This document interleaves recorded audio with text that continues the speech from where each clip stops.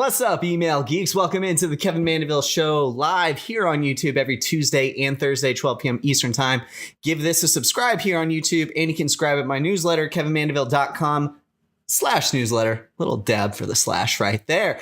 So today, what we're going to do is we're going to analyze the 2018 email client trends. The results are in. I've analyzed over 11 billion emails, and we're going to take a look at what all the trends of the market share were from the popular email clients. So let's get into it. We're going to kick it off, diving into the top 10 results of the year. So the top 10 email clients. Number one, there was no change at the top spot. The Apple iPhone remains king at 29% of the market. Number two was Gmail with 27%. Both had slight increases for the year, but remain their top two spots. Number three was the Apple iPad at 9%, which actually had a 2% drop from last year overall. Pretty big for total market share. Number four, there is a new player at number four, Outlook Desktop. So Outlook Windows came in at the number four spot. It surpassed Apple Mail this year. 8% of the market share. It actually had a 2% total market share increase for the year. Pretty significant. We're going to talk more about that. Number five was Apple Mail at 8%, slightly behind Outlook. It actually increased slightly this year, but the Outlook growth is what surpassed it. Number six was a big jump, and on paper was the biggest jump of the year. Number six was Yahoo Mail and AOL Mail. This is a bit artificial, though, and I'm going to get into the reasoning why. There's a special case with Yahoo Mail's reporting this year. We're going to get into it. Number seven was Samsung Mail, coming in at 3%. It dropped 2% of the total market share. Outlook.com came in at 8%, also a surprising one for me that dropped. It's all the way down to 2%. It was a 2% total market share drop this past year, pretty significant. And then Google Android number 9, really to round it out because Windows Live Mail at number 10 is not really relevant. No change there, but Google Android had a slight drop, and we'll get into Android and Gmail opens. They're a bit unique. So that's what the top 10 looked like for the email clients this year. Here's a line chart with every single month throughout the year that you can take a look at. What's really cool about this chart, you can hover over and see the actual numbers, and then you can also uncheck or check any client that you want. So it's an interactive chart. You can customize it if you want to screenshot this for your own blog posts or whatnot, if you just want to filter it out.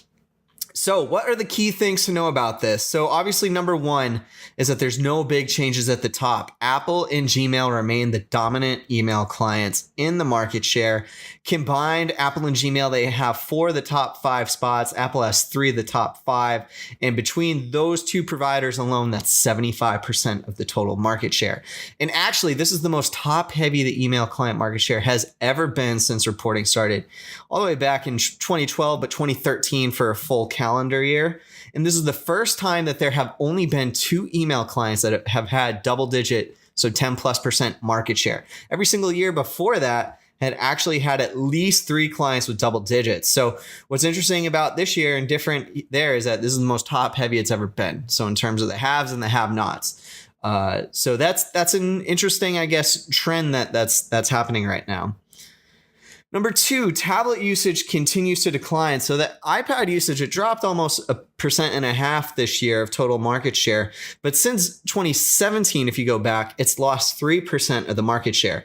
So mobile devices are consistently being used more than tablets now, at least for email opens. But if you actually go and look at the global stats from StatCounter, what's interesting is this is actually being reflected in the device usage as well, not just email opens as it's being reported from emailclientmarketshare.com.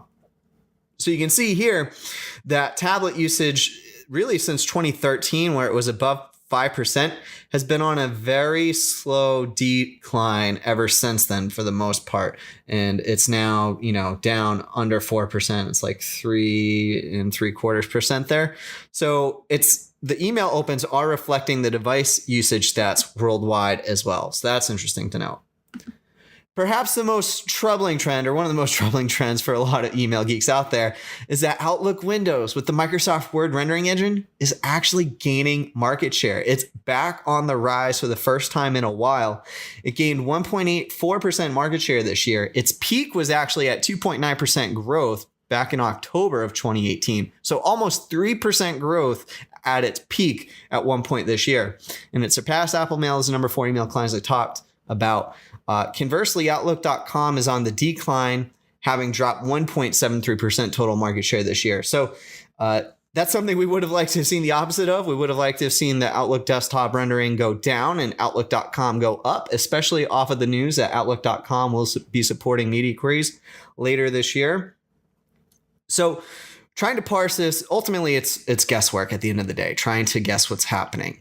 Here's my hypothesis as to what's happening with Outlook Windows, is that if you look at the desktop Windows OS version market share, Windows 10 has actually been on the increase, which is its latest OS and market share. So my theory is this: Windows 10 Mail gets counted as Outlook opens because it shares that same rendering engine. I'm thinking that with the growth of Windows 10 Mail, more people are migrating and using Windows 10 Mail, hopefully. Even though it uses the Microsoft Word rendering engine today, the good news about that, if that is the case, and we're unable to know that just from email opens, but if that is the case, if people are migrating to use Windows 10 Mail, that is good news because Windows 10 Mail is an updatable app model, which means that there's no legacy versions like the Outlook desktop product. So when Outlook decides, hopefully one day, to change their rendering and improve it with a new rendering engine, or they update the Word rendering engine to, support CSS like it should, users will just have to update the app on Windows 10 Mail. We won't have to have this legacy issue that we have with Outlook desktop. We'll still have to support old Outlook desktop, but at least for this case, that would be good news on the rendering front. So hopefully that's the case with that. Important distinction here, and if you look at the line graph, you're going to see this huge spike and jump in opens in July and August for Yahoo Mail. It rose like 10%. So if you're just looking at the graph, you're probably wondering what the heck is going on. That's not exactly the case. So Yahoo Mail and AOL Mail, that spike in really their rise in opens this year is mostly due to infrastructure changes. So on paper, it would look like it leapt to 4% total market share and went from the number 9 to number 6 spot, but it's slightly misleading. So first, in March of 2018, Yahoo Mail started caching images, which impacted reporting. And then in July 2018, AOL Mail and Yahoo Mail, they merged infrastructures, again, because they're all under that, formerly Oath umbrella, now the Verizon Media Group, which caused inaccuracies of reportings for those 2 months, and it caused an inflation of false opens. So I guess what to take away from this now is that this is just a new baseline. Yahoo Mail kind of went from that 3%, and now it's just a little bit up to more like 4, 5, 6%. With the AOL merging and the infrastructure reporting, to me, this is just a new baseline. And it's really just a more accurate representation of opens between the two email clients now. So again, it's really Yahoo/AOL Mail reporting as the same opens. You can think of it as the same client. They share the same rendering as well. So there's no issues there. All right, so let's look at the environment trends between mobile, desktop, and webmail. So mobile still remains king. It's still the largest one. Mobile opens really remained static throughout the year. There weren't much changes there. The changes that happened was the desktop opens increased by 3% and the webmail opens increased a little bit as well. The increase in desktop, again, is completely attributed to the rise in Outlook Windows on that desktop experience. The rise in webmail is really just that spike in increase from the Yahoo Mail infrastructure changes. Again, Outlook.com had a 2% total market share loss. So you could even say webmail's down a bit. But this is what the trend looks like if you don't separate out the Gmail image cache. Because again, Gmail, you can't differentiate between whether it's open on mobile apps or in the webmail because they cache their images, which impacts the ability to accurately distinguish them in reporting for email opens. If you segment that out, though, in terms of adjusting it to 75% Gmail opens, Gmail has self-reported to say that 75% of its users are on mobile. So if you readjust those line graphs and those charts for the environment breakdown and trends, what you get is mobile opens to be more around 65-ish% or so, and the desktop and webmail become really close. Desktop slightly above webmail, desktop being 16%, webmail being 15%. In my opinion and in my estimation, this is a much more accurate reporting for Gmail. And thus, I would look at the environment breakdown looking at it like this, to where you sort of have mobile opens being closer to 65% as opposed to like that lower 50% barrier if you counted all of Gmail opens being on the webmail, which just isn't the case. And then mobile and webmail very evenly distributed, close to that 15% line. So that's how I would sort of look at the environment breakdown. Rendering engine trends. So again, a couple interesting points here. You can see all the trends. Again, I think it's just important to note how much larger the WebKit, which is largely composed of Apple Mail and iOS Mail, and the Gmail rendering engine is compared to everything else. Because they're so dominant in the market share, they are 20% for Gmail and then 40% for WebKit above all the other rendering engines. So that's relatively good news. Gmail isn't necessarily the best rendering engine, but it's better than some of these other ones. And so I think it's always important to keep that in perspective when you're analyzing these rendering engine trends. WebKit is by far the most dominant, and Gmail, which is still a pretty, fairly okay rendering engine, it's far and away above all the other ones, those two. So just keep that in mind. But it's largely WebKit, largely Gmail, and then you just get more fragmentation down there. The two trends to point out: WebKit has actually been on the slow decline since 2016. It's actually dropped 8% total market share. So it's around 48% at the end of this year. It was 56% just a couple of years ago. To me, this is the most sort of devastating trend, even more so than the Outlook one, the Outlook on the Rise one, because that Outlook on the Rise, it's a little bit more minuscule. This WebKit trend, this is what makes progressive enhancement possible. It's what makes interactive email possible. So that's a discouraging trend. I think this decline is, again, you can see the decline in tablet usage, and then Samsung Mail also has had some decline as well. And that's really what's contributed to this WebKit decline. And this, again, as we talked about before, this is the highest in market share the Microsoft Word rendering engine it's actually had since 2015. But again, it's not like this massive spike. It's not like it gained 10% market share, 5% market share. It's a few percent, which is still considerable for the market share, but it's not the end of the world. It's still far behind Gmail and webmail. So keep that in perspective. And hopefully it stays that way, unless it's moving on to the Windows 10 mail, which is my theory, which wouldn't be the end of the world. It would actually be a good thing to get people off of Outlook Windows Desktop. All right, so I'm going to get into responsive and interactive email support in a second. I won't just want to see this nice hat I'm wearing right here. This is official apparel for t-shirts, long sleeves, sweaters, sweatshirts, hats, mugs. It's just official apparel for email geeks. So you can rock your email geekdom to the world. Give it a follow on Twitter and Instagram at emailtees, and buy some swag. Emailtees.com. Upgrade your wardrobe in 2019 to look this fresh. All right, let's get into responsive email support over the past year. So responsive email support, it slightly increased overall to 83%, a slight uptick, a little over 1% since December 2017. The average for the year, which I guess maybe isn't necessarily great to look at given the Yahoo Mail sort of spike, which caused a decrease in responsive email support. It was lower at 80%. It sort of spiked at the end of 2018 with an increase of mobile opens, which is typically what we see towards the holidays where people are more on the go. Mobile opens always sort of have a spike around November and December. But it's still down 3% from the end of 2016 where support was at 86%. And mobile device usage in terms of iPhones was a bit higher then. The good news is Outlook.com isn't included in this, and they announced that they're going to be supporting responsive email this year. So once Outlook.com officially adds media query support back in, responsive email support will jump back to 85, 86%. So that's the good news for responsive email support.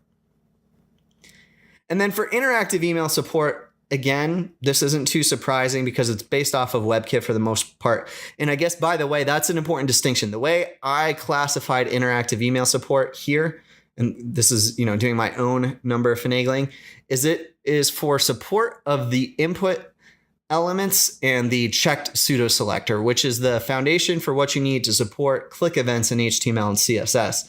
I did not count things such as hover effects, CSS animations, anything like that. This is strictly for, in my opinion, do you support actual click events that can be created in HTML and CSS? Because if you can support that, you're going to support all the other CSS stuff as well. So that's how I define interactive support. And this is really just largely based off of WebKit's market share. Again, it's down 8% in total since 2016 based off the WebKit market share. the 2% drop this year, it's really a direct result of Samsung Mail's decrease, as Apple's overall market shares pretty much remained static, even though tablets went down a little bit, mobile devices went up slightly. And the overall downward trend is of interactive email support the past couple of years. It's just a direct correlation to WebKit's decrease in market share. Again, up for debate here how you want to classify interactive email. It wasn't the case for 2018, but if you account for Gmail with AMP for email support coming this year in 2019, if you classify that as being support for interactive email, that would jump to 77% once Gmail actually launches that into the public. So again, kind of depends on if you want to classify that as pure interactive or a subset of interactivity, but that jumps to 77%.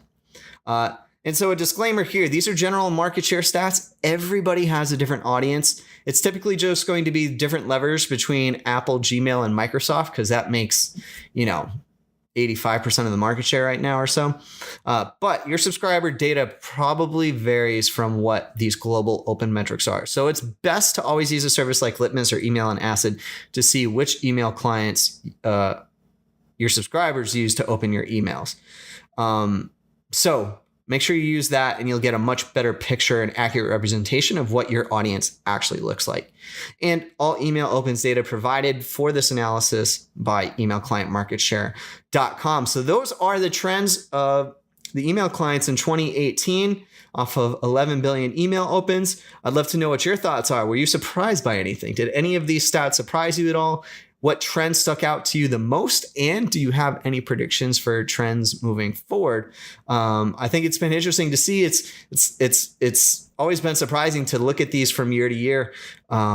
And even some of these ones, like the fact that Outlook Windows was actually back on the rise, that was a big shock for me. So I'd love to know, were you surprised or what stuck out to you, and what do you think moving forward? Let me know at Kevin Mandeville on Twitter, or leave a comment in this video here on YouTube below. I'll get back to you. So again, just a reminder, we go live every Tuesday and Thursday, 12 p.m. Eastern time. Here on the Kevin Mandeville Show. You can also subscribe, kevinmandeville.com/newsletter. Get on my email list and get all email goodies, both the show and other resources that I send. So thanks so much, Email Geeks. Have a good weekend. We'll see you next week.